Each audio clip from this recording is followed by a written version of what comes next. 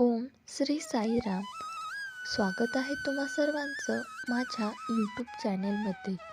साई म्हणतात, जिथे प्रयत्न थांबतात तिथे चमत्कार सुरू होतात. आजचा हा संदेश तुमच्या जीवनात नवीन ऊर्जा, नवीन दिशा आणि नवीन श्रद्धा घेऊन येऊ. आपल्या प्रत्येकाच्या आयुष्यात संघर्ष आहेत. कधी पैशांचे, कधी नात्यांचे, कधी आरोग्याचे, कधी मन शांततेचे. पण साईबाबा एक गोष्ट नेहमी शिकवतात, जोपर्यंत तू स्वतःला सोडवत नाहीस तोपर्यंत देव तुला सोडत नाही. आपण कधी खूप थकतो, सगळं संपल्यासारखं वाटतं, काम होत नाही, परिस्थिती बिघडते, लोक साथ देत नाहीत. पण बघ, साईबाबा काय सांगतात, धीर धर, वेळ बदलते.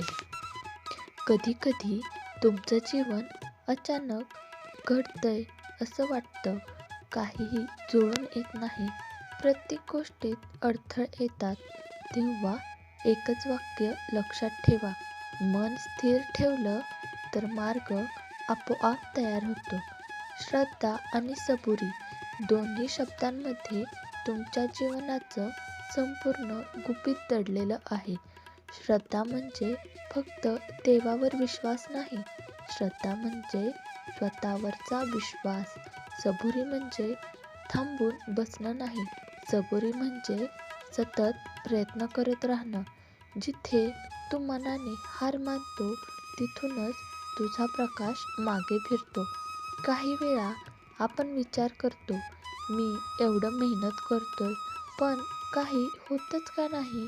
पण साईबाबा सांगतात, जे मिळायला वेळ लागतो तो टिकायला आयुष्यभर साथ देतं. पण यश कधीच त्वरित मिळत नाही, त्यासाठी वेळ, संयम, मनाची शांतता लागते.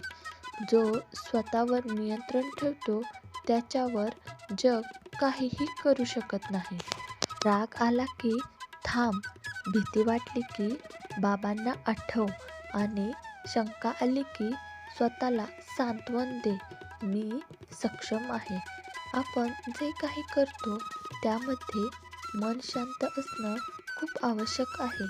मन शांत नसेल तर यश दुरावते आणि मन शांत असेल तर यश मात्र जवळ येते.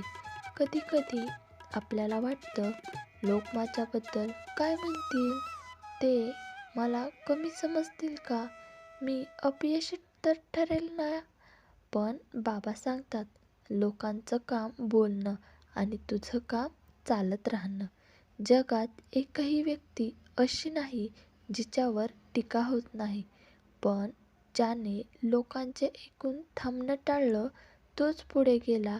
तुझा संघर्ष तुला थांबवायला नाही, घडवायला येतो.